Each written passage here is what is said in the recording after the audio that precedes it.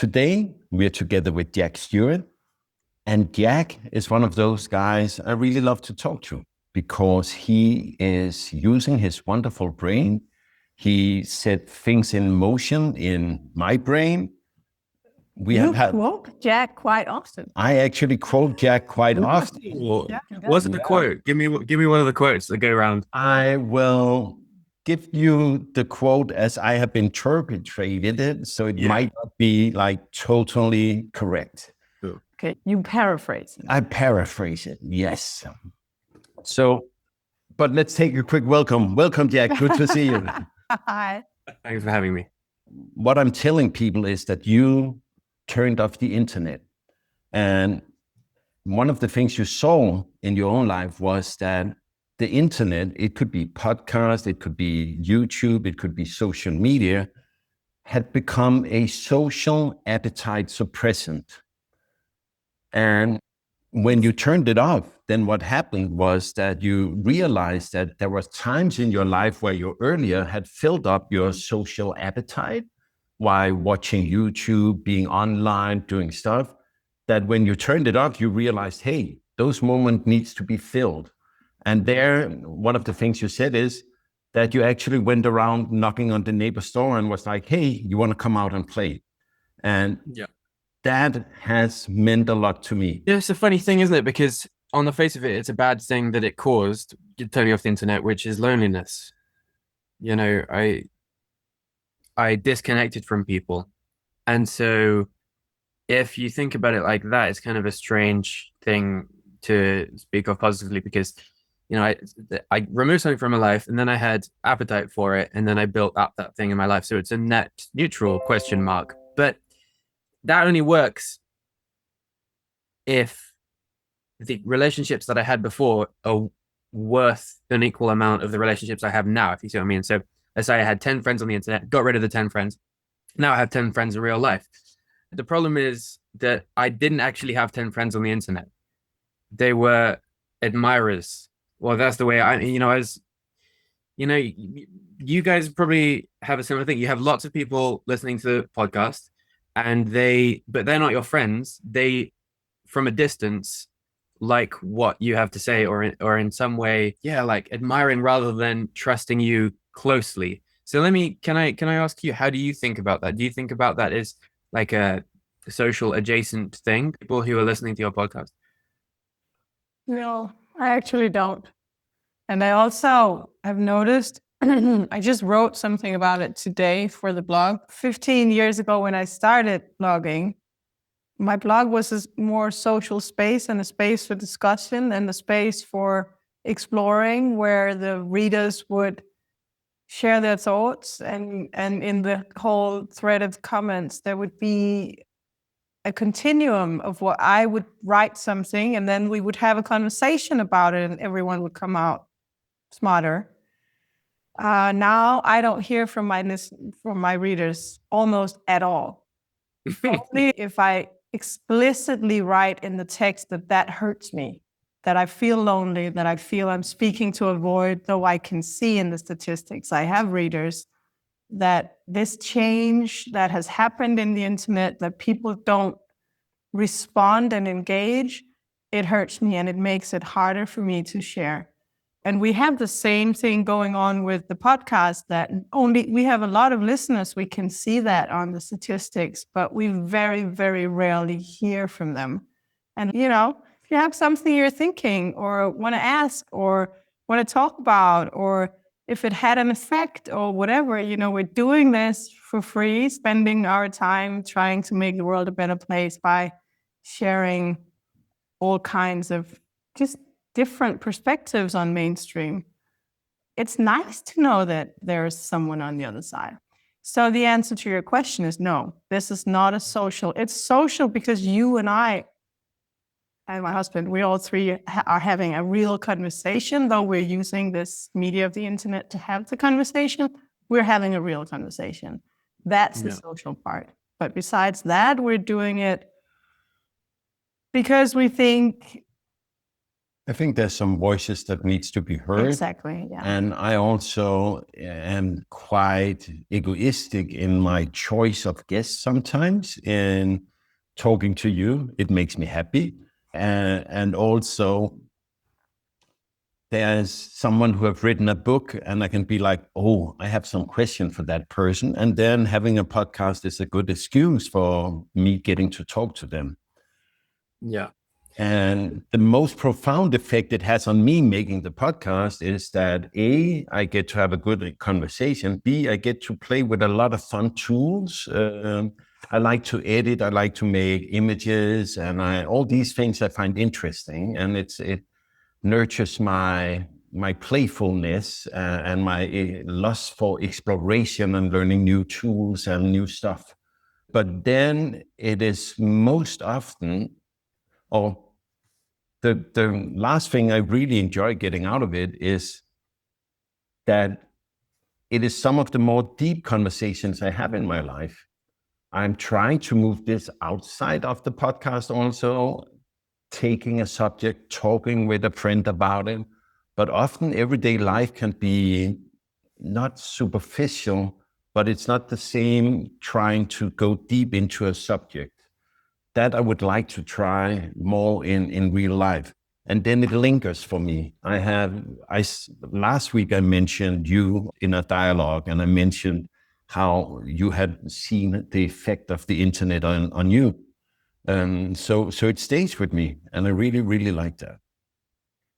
Do you think what would it take? So you mentioned, for example, that you like having these long, deeper, sort of intentional chats with people. What do you think it would take for you to cultivate that face to face with people? I think it needs a format. I hope and believe that the coming of AI will make people want reality more. We are in Denmark here inside the next month giving 3 or 4 talks for free, but the goal is not us talking for an hour, but it is that we choose some subject we try to go deep in before, so we have some thoughts on a subject we actually want to share. But what I look most forward to with that is the facilitating of the meeting. Yeah. That people show up because there's someone putting themselves out there and saying, hey, I've thought about this, let me share it. Yes. So one of the things that I did when I got rid of the internet to fill up this space in my life was I made a book club, a writing club, and like I call a salon, like it in the 1800s in France, like a conference almost thing. So book club is obvious, an interesting book. We'll talk about it. Writing club, you do half an hour of writing. Now you bring it and you read your piece of writing, and this is creative writing stuff, and you get feedback. But the conference is really scratching an itch, and that is like, so I have 5 or 6 people who come twice a year, and some of them fly in. So it's kind of getting pretty important for us. And give a talk, like a half an hour talk. They're all researchers apart from me. I'm the layman, but I organize it, so it doesn't count. So a researcher in town planning, she comes, a researcher in biblical studies, a researcher in Arabic and Muslim studies, a researcher in philosophy, and a psychologist. And they all come in and give like, here's 20 minutes of something that I'm really interested in the moment. And we talk about it. And this has been such an invaluable thing in my life. Who do you need to know to get a ticket to that evening?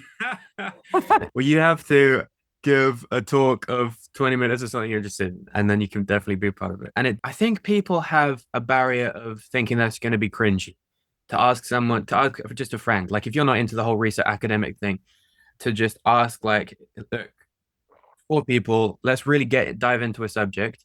I'm no good at biology. I'm just interested. And so let's do something about it. So it's almost like I have kind of like a podcast, but I'm like, guys, either we do this by letters or I fly a pigeon over, or you'll have to come twice a year. And I think actually if I was talking to these guys on WhatsApp every day or every week, I probably wouldn't be doing this.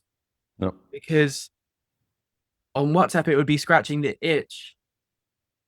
Or that's not the right. It would be an appetite suppressant. So it would be like, it wouldn't be quite as good quality as this conference I'm doing right now. We would have a little chat. Oh, what are you interested in the moment? But we wouldn't really get into it.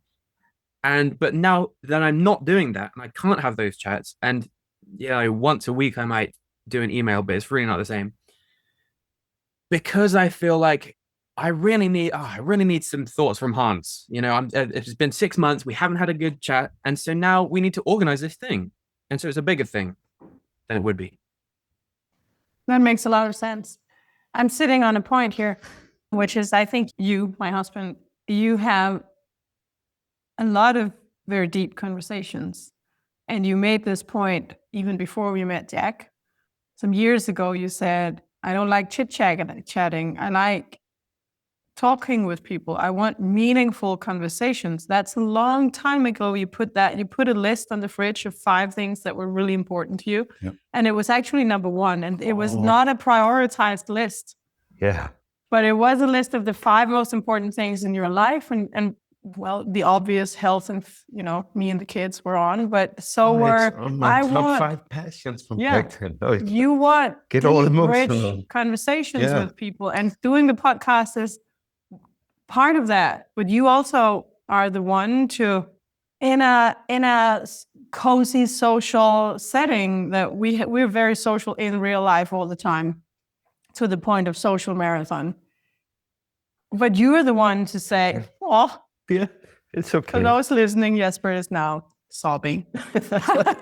No, but you're the one to say to people, are your parents alive? And if the answer is yes, what's your relation with them these days? Yeah. How do you feel about your parents? Or if it's no, what happened and how did you get over it? You ask those questions, Yeah, because that start a real conversation. It would be really, really boring to be me if I didn't. And I both read that book right now, and we keep bringing up that conversation with everyone. What do you think about this problem, and how do you handle it? And so we just both read the book Super Stimulated. It's a Danish author. So in our language, the title is Creatures of Habit, and the core hypothesis is around the concept of super stimuli, how we can hack our own biology, how we are being basically manipulated by, some other interests than maybe the best ones, by hacking our instincts.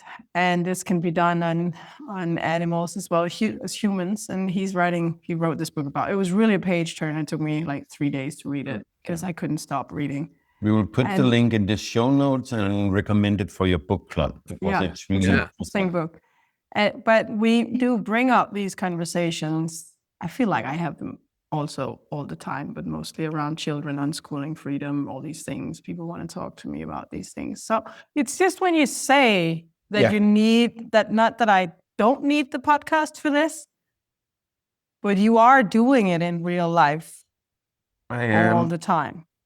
But I love the connection there is when people are together around listening to a subject, and the talks that comes afterward. Like, that is how we met you. We gave a short talk on our world schooling thing at Hygge, and you came over and chatted with us afterwards. And that was for me bigger than giving the talk. It was a better, deeper dialogue than me standing and sharing, but someone needs to go there and arrange. Someone needs to go there and share. And that is a thing I've been wanting to do, besides a podcast, in real life more and more. And it's one of the subjects we will take up to do at our forthcoming, what we call World School Village, which is where people come and find an Airbnb or whatever that suits them. And then during that month, we will do some conference part as well, because we miss this wisdom sharing, or sharing of a subject that can be the focal point for a dialogue that day. Wisdom sharing, that made me think of around the bonfire, you know. Mm-hmm. It's been the way for thousands of years. Someone has a really good story to tell, and everyone huddles around to hear it.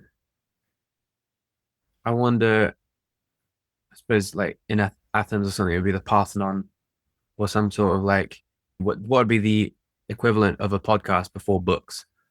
It's a deep human nature, and that's actually one of the points of this book Jesper and I just read, both of us, and also another book. I suppose I talked about it on previous podcasts with you because I was very fascinated by the book Stolen Focus. I read it a year and a half ago. This fact that we're overly stimulated, that, you know, you call it a social Appetite suppressant. appetite suppressant. Maybe it's also, oh, not maybe, it's very much an intellectual appetite suppressant, the internet. It's so bad that it freaks me out, to be honest, that people can't read any longer. They think something is long. They tell me, oh, you're writing so long things. It's like page and page. I tested it. It takes not 10 minutes to read a blog post. That's not a long time. It's not a long time. It's not the place. Don't you think that the architecture, when you step into a room, the architecture kind of wants you to do something. It wants, in a church, it wants you to look up, or in a library, it kind of wants you to get a good library, or wants you to go into the nooks to settle down with a book. Or in a farmhouse, it wants you to go to the hearth or the kitchen. You know, places want you to do things. And I just wonder if the digital architecture that is most prevalent on the internet, I wonder if it wants you to look at the highlight, the headlines, rather than read for 10 minutes. So I wonder if you're fighting against the actual architecture, that, as it were, the infrastructure that you are putting your work into. But I think I am. But I also think we all are, well, all the rest of us who are not Jack Stewart completely off the internet, we're fighting against the way it works. How oppressive, and how anti-human does the internet have to get for you to say that, you know what, this is just like an abusive partner or something, though? It's like you can take enough from it, and yes, he's helping me by doing this and that, but how abusive does it have to get for you to say no? Well, I think I've said no to quite the extent. I don't spend a lot of time on the internet. I don't spend a lot of time on my phone or my computer. I just notice that it's becoming increasingly complicated to spend time on my devices without being distracted by the device itself, the way it works. We just got a new iPhone, Jesper and we bought new iPhones, and I noticed that the basic setting, could be an update, could be the new phone, I don't know. There's this button on the side, I can press it and then the screen goes black. So when I'm done with what I'm doing, I'm turning it off, I can't see anything. But with this new setting, it didn't turn off, it just got a little more discreet. And I was like, you're kidding me. You know, it just wants my attention. I've got all notifications off, nothing, you know, I choose what I'm doing. I think I've got it to quite a large extent down that it's not hacking me as such. I just noticed that I have to be more and more aware of how I navigate that architecture, because it's like being in a mall looking for the only bookshop, you know? Yeah. And among all the other bullshit that I don't need. And it's a big mall. And there's a lot of flashing lights and noise and smells and things on sale. I think it's a very interesting question. How abusive does it has to be before we can turn it off, or at least be in control of it? Today, I was actually just out trying to look for an old school clock, because I have taken a new tool in my fight against being seduced by the internet, which is no phone in the bedroom. I have my Kindle, I read, and that is wonderful. But then I realized that some mornings I can be like, oh, what's the time? I don't know what the time is. Maybe I need to do stuff. Maybe I have a meeting soon. And then I walk into the other room to look at my phone to see the clock. So I actually just need like an analog clock. And I was out looking for that in a secondhand shop today because time is still relevant because we have arrangements and dialogue with other people. So can I ask you, Yeah.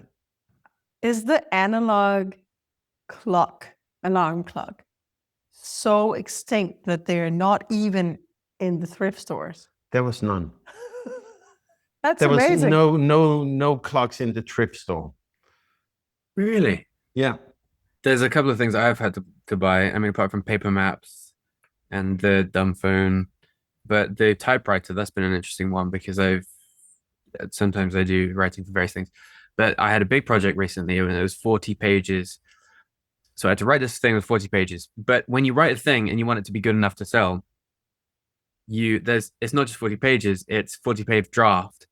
And then one word, and then like 50 on every page, there's 15 words that need to be changed. And then that's the next draft. And then you have to do the next, and then on the next draft, there's 4 words that need to be changed, and then 2, and then flip back to 8, and then 1 word on the last one. And then, you've got 6 drafts. So that's 6 times 40, maybe not quite that much, but it was a lot.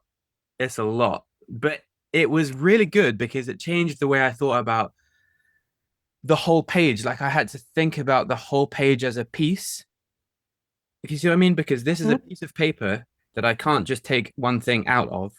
This is a whole print that I have to think about how this works as a page.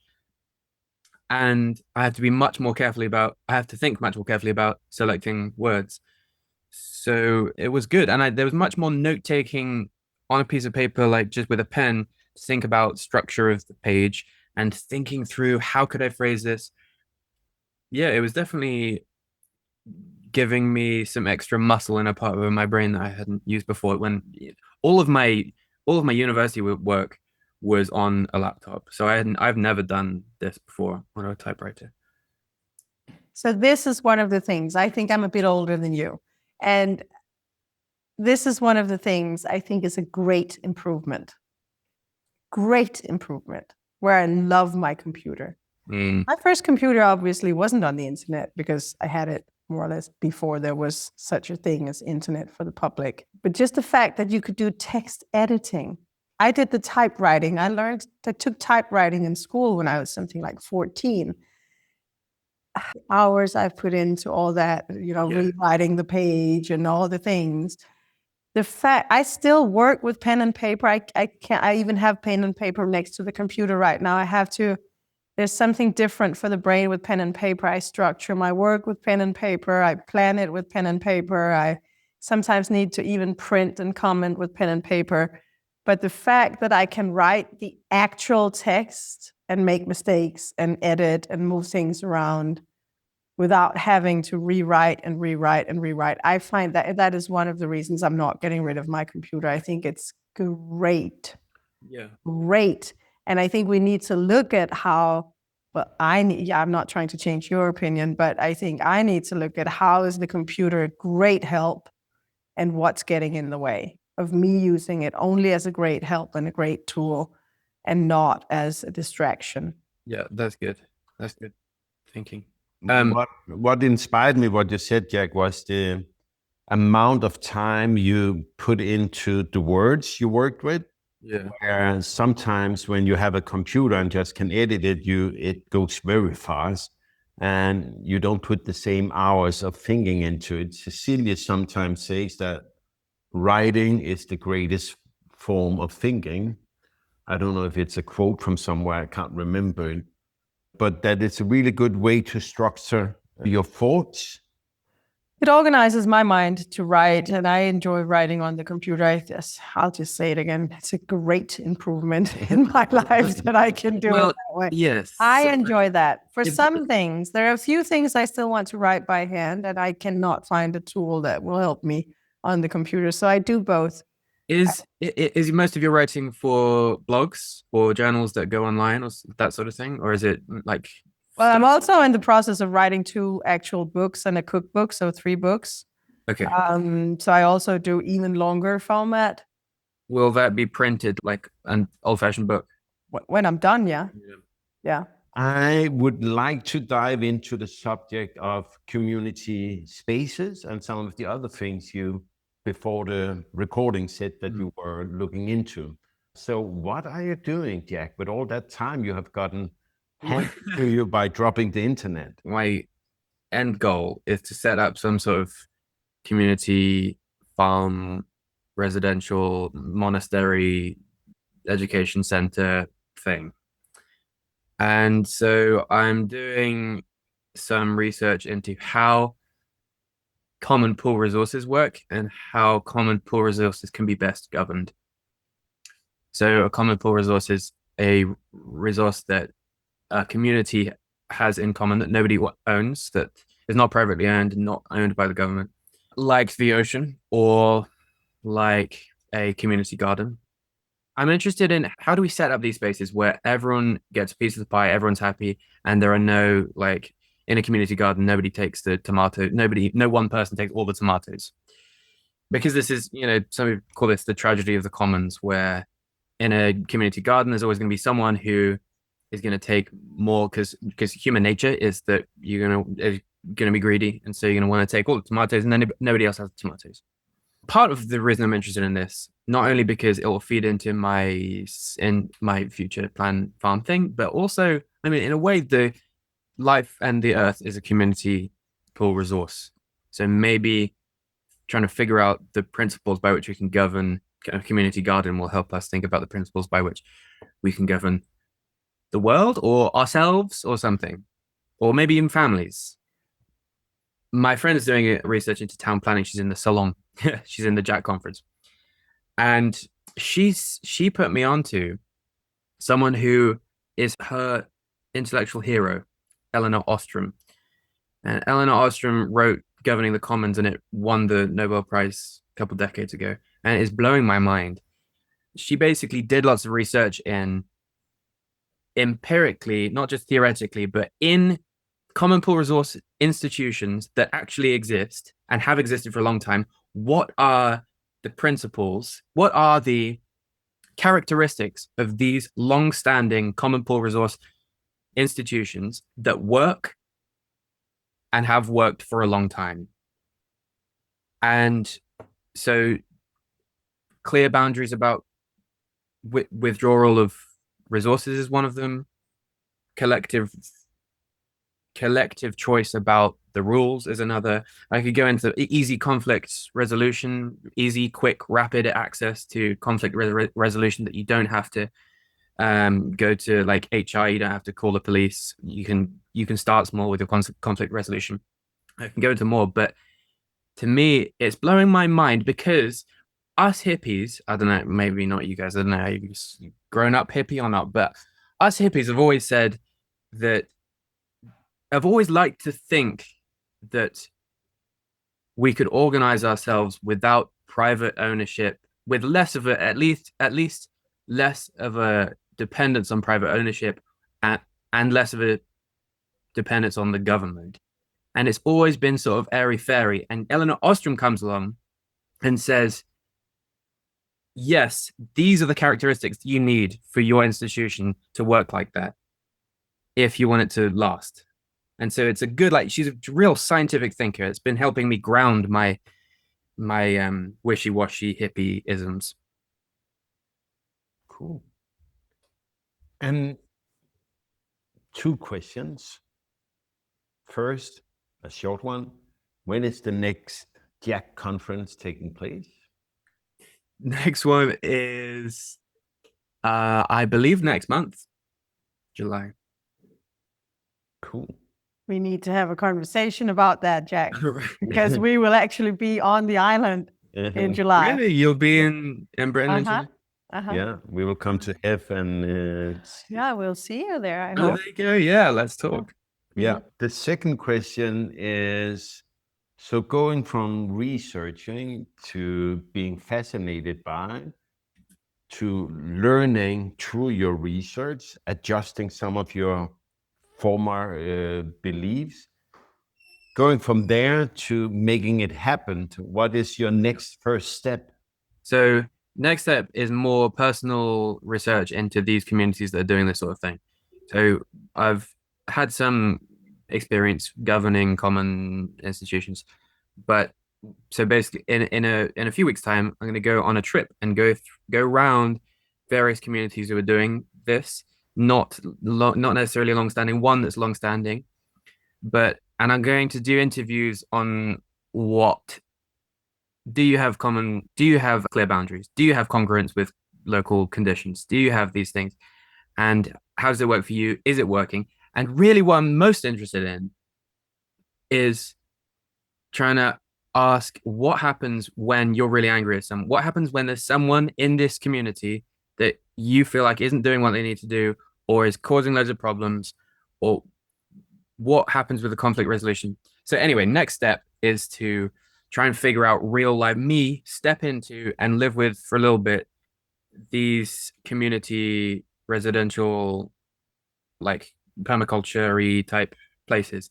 I would recommend and highlight one of the former projects I've been involved with, which is Gaia Education, that have created 4 great books on both the economic side of it, the worldview, the social aspect, and one more. Earlier, I put it all by. I was helping with the marketing and the organizing and had a short stint as the interim CEO for them when they needed that. What is interesting is that they talk about that these eco-villages are more or less living laboratories who are exploring new ways of living and working together. And a lot of them is actually writing down, analyzing, looking at how it has been done. Then Gaia Education have collected a lot of this knowledge into the Gaia Education curriculum, which people can take and dive into. I really would recommend you to look at it. Ross Jackson, who is the philanthropist who gave a lot of money to Gaia Education during many years. I've worked with him in Denmark, fantastic, inspiring man. He said something about the eco-villages. He said that the eco-villages that were for something ended up being the long-standing, where people had connected around being against. They ran out of steam at some point. Mm. And I mentioned this because you mentioned the counterculture, and I can feel it in myself that the anger against the current society can be there. I can feel that there's so much wrong with how people live and the way society is and how people are in this everyday 9 to 5. But that power will run out. So we will stand longer being for than against. That's a great point. Yeah, I should keep that in mind. I can't help but think about, so Jesper, who actually has a lot of meaningful conversations, have been handing out a little Pamphlet. in the community where we're actually living right now, 4 families together for the month. Someone wrote a doctorate, and then you always write the short version, just 25 pages. And he's been printing, old-fashioned printing, and handing out because I think he wants to discuss the points. So I'm currently reading it. And it's on the Scandinavian concept of hygge, which is, there's the book and all the things. And the Danes are very proud of their hygge concept. But this is a more intellectual and critical way of thinking about what is this and how is it. And when you said that you're researching how to have these communal things, we're very good at communal things because we do community all the time. And I've put a lot of thought into what makes it work and what sometimes can be harder. And then I'm reading this hygge thing. And one of the things there is about the concept of hygge is the concept of equality, that we're all equal. And one of the norms inside of the concept of hygge is that everyone have equal space. So a thing that would ruin the hygge, the cozy space of hanging out together in a good way, would be someone taking center stage all the time. That wouldn't be hygge, because you have to step up and be part of it. You can't just sit in the corner, do your own thing. That would be read a book or watch your phone or whatever. You have to be present for the moment of being together.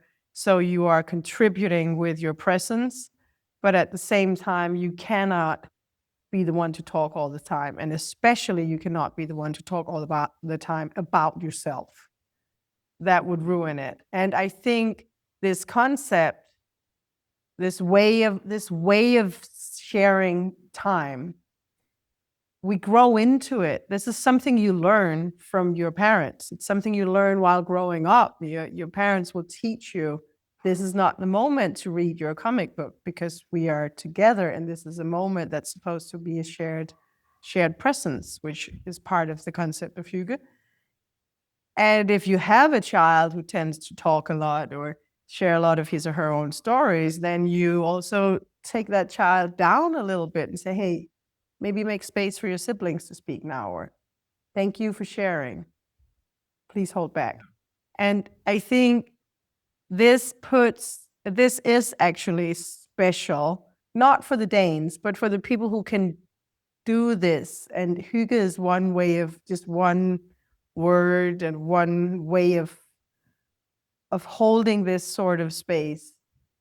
For those who can do this, having community is easier because we are used to showing up for shared presence, which I think is the basis of a respect. Because I actually do think that if I share a garden with someone, a group of families, and someone takes all the tomatoes and I come and I want tomatoes in my salad that day and there are no red tomatoes come, I can only see green tomatoes. I'm like, what happened?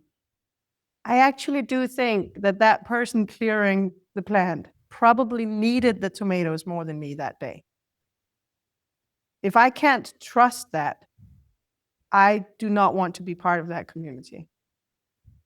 If you can't trust that person, so what if? So this is if they're all the people that you're in that are in your community, you otherwise trust. So you come to the garden already trusting these people. Yes, otherwise I wouldn't put my labor in there. But I think I would trust them because we were doing this together on the basis of doing it together. And I'm rambling about Hygge because I come from a culture of a very egalitarian, we want to have Hygge time. We want to be this. This is a gold standard of our national identity. So what part of what I want to explore is whether you can create trustworthy participants through that culture. About trust and how you create it, there's an interesting point, linguistic point in the thesis or the piece of paper he wrote about Hygge. And we will link it in the show notes. It's in English and it's quite interesting. What he mentions is that the word trust have a linguistic root together with the Danish word trøst. And trøst is meaning comfort, to give comfort to someone. If someone is sad, I would trust them. And it made me think about if the relationship with these two words originally were that you trusted someone who gave you trust, you trusted someone who gave you comfort. So can you have a community where you cannot be comforted by another person? Or maybe it's just a shortcut. Being comforted by another person would maybe create the feelings inside of you where you give trust to them. I believe trust is something you give. It is not something you can demand. Trust is given. And it's given on the base of some kind of exchange. Why have you made me trust you? So, but if they haven't earned your trust, that's the end of the community garden. Yes. Yes, maybe. Well, I mean, I'll buy my own tomato plant. I think you're right.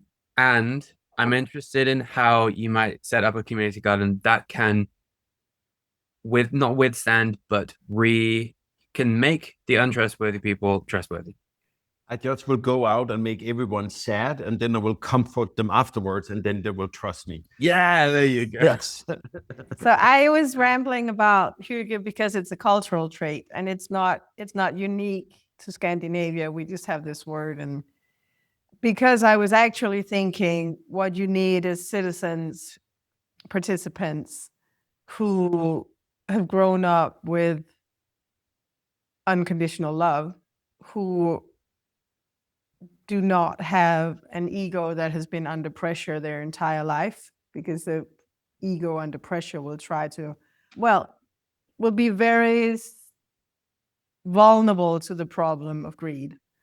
It has to do with upbringing. That's why I'm talking before in the Hygge talk about how you're taught in big and little ways by your parents and by your extended family growing up how to participate in an egalitarian way of sharing time and space.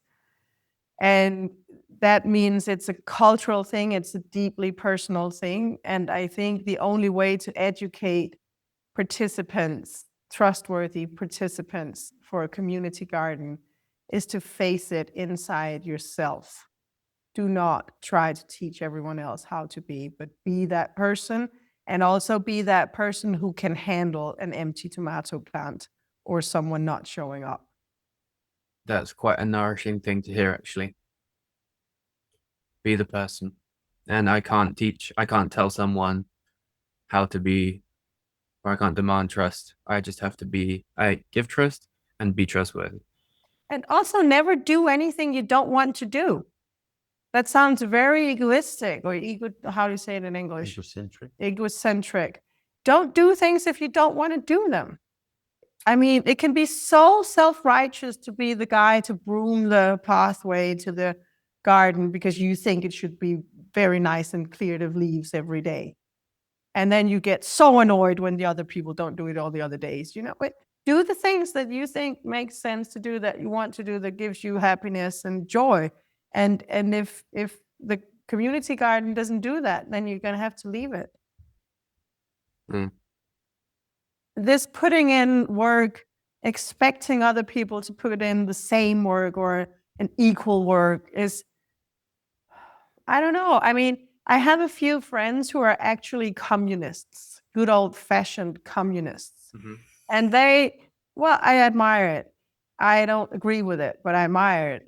And they still say the thing that was in the original texts, that we could have communism. The problem is the people is not educated for communism. And it is a little bit the same thing I'm saying here, with the growing up with unconditional love, not growing up with an ego under pressure, everyone being ready for community, everyone being ready for that empty tomato plant, or for feeling, I think I'm putting in more than if we just do the math, I'm doing more work than I should. Are you open for that? Are you doing the work that you enjoy doing? And are you happy to contribute? Maybe some of the members of the community garden just had a baby, or have a mom who just got cancer, or, they thought they could put in 8 hours a week, but they actually can only stretch it to 5, or they work half as fast as you, but they do work. They do. Give what you can give and take what you need. I find it interesting, though, that Eleanor Ostrom, she did her work in empirical research over various decades, over various cultures. And so like all the continents, nearly. And she didn't find that it was some cultures who, or so far, it wasn't the common characteristics of successfully governed common pool resources was not those who are culturally brought up to not have an ego and to love and to be ready to leave the tomatoes. It was something about the way it was governed. It was something about the organization, which sounds pretty cold when we're talking about these things. But before reading Eleanor Ostrom, I would totally agree with you that those things seem like those would be the marks of a community garden that would last a long time. But it seems to me that she found that even if you do have an ego and you're really hurt from your childhood and you don't love, and you're not ready to leave the tomatoes, common pool resources can still work under some circumstances. It probably can, and I'm probably not smarter than someone who researched it and won Nobel Prize. I'm not trying to claim that at all. I'm just saying it wouldn't work for me. Really? In all, I'm very humble. I know I'm one of 9 billion trillion, a lot of. I would personally not participate if I did not trust people enough. But maybe you wouldn't, you don't trust. Period. You don't trust. There are some people that you work with, or you have some sort of back and forth with, or you're next to, or there are some people in your life that you don't trust, but the relationship just works anyway. I, per default, also trust people, but when I see where the words come from, then it also comes from a time where you didn't live in so big a society. So you knew the people in your local village, where we have grown in such a way that, oh man, I just yesterday considered how it is to go into a supermarket. How many people do I meet going into a supermarket I have no relationship with? I haven't seen them before, and most likely I will never see them again. And that makes me need to have some sort of fence around myself as a person to be present there where I just find my stuff. And I'm walking past people I'm ignoring all the time because I don't know them. I do not want to know them. I just want to get the next stuff on my shopping list so I can get the hell out and get back home. So let me just quick fire. Why do you not trust those people randomly in the supermarket? It's not a trick question. I'm not saying I don't trust them. I'm saying that I think that we have come, our societies and the amount of people have come so big that we, when we go to a supermarket, end up ignoring people to protect ourselves and our sanity. Because are you crazy the amount of interactions you would have going to the supermarket if you were to honor the meeting with everyone? I think your point, if I'm guessing, you're just saying that in some sort of historical context, you would live your entire life surrounded by people you knew. Yeah. And you grew up with them, you know who they are. And the words are from There then. are no real foreigners, and the words stem from back then. Yeah. That's what I'm trying to say. The word trust. Yeah. And trust. Yeah. Which both are about relationships, which means you have a stable relationship somehow. You know that person that you trust, and that person will also be able to give you that comfort when you are hurt. But I just want to say, I'm not against the modern world. I love it. I have friends from all continents, and I would not have met them without the internet. I love traveling. I love going to new places. I love meeting new people. I like big crowds. I like gatherings. I like throwing myself and including my family into communities of people we don't know and trusting it, trusting the process, surrendering to it, learning from it, learning who we are when we realize what are our trigger points. When do I get annoyed and why do I get annoyed? Because maybe it's about my culture and the, this connotated meanings these behaviors would have had where I come from, but maybe these people are from a different culture and maybe even the language. I just had a conversation today with an American about the language around being proud of your children, where I tend to not say that I'm proud of my children because I would kind of own them or own their achievements or have some sort of, I didn't write the books in plural, our daughter had Our daughter have published a lot of books. And lots of people have asked me, are you proud of that? And I'm like, I didn't write the book. I'm not proud of that. But I think the words don't really translate from stolz to proud. My fascination comes with that words, when they originated, were originated in a context that is no longer there. And we use the words in a way today where we maybe don't consider where they came from and what the word actually covered.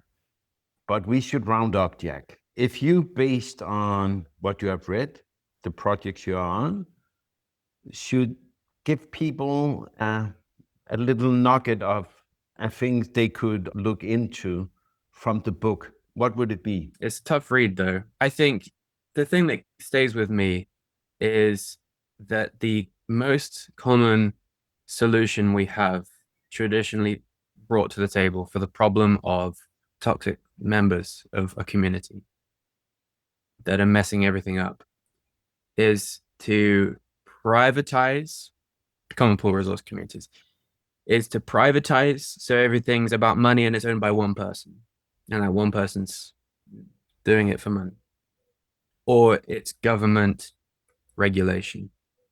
And Eleanor Ostrom gives me hope that organizing ourselves where we as a community, whether it's a fishery or it's just a family or it's just two people, that we can have easy access to conflict resolution, that we can give clear boundaries, just me and you can give clear boundaries about this common space, that we can change ourselves regardless of what money says and regardless of what the government says. We can change things to make it more congruent with our local conditions, that we can change the rules. You know, we can build this ourselves from the ground up. This is the hope that this gives me. Well, then I agree with it. That's a good hope. That's a wonderful place to end today's conversation. Jack? It's been a pleasure. It's been a pleasure like always.